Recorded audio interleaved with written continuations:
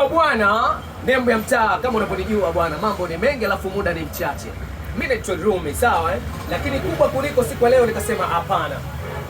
Niamua kumtembelea mtu wangu wa faida ambaye katika support pia naendelea kumsupport kila day. Unajua tena.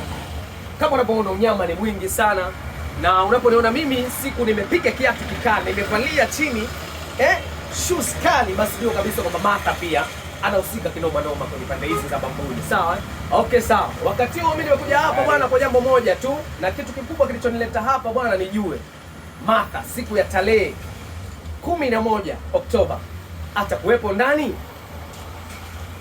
atakuwepo ndani ya Sports Lounge, kisima cha burudani, na itakuwa ni usiku wao, unazungumzia Girls Night. Hebu Martha, mambo vipi?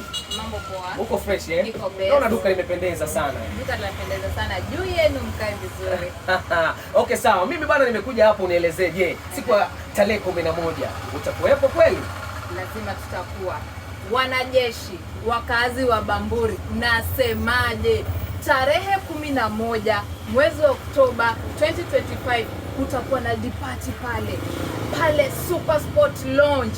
Masaa ya kutaradadi, masaa ya kuchemsha. Nasemaje? Kila kitu kitakuwa kwa bei ya ubwete. Wasichana, girls, msikose. Ukikosa utachekwa. Oya, Martha katisha bwana, mkatisha. Oya, usikose. Martha kakwambia anakuja na grupu lake. Oya wanangu, tafadhali usikose. Sehemu ni moja tu Bamburi, naizungumzia Super Sports Lounge. Oya mimi nembo ya mtaa mwanangu, bye bye.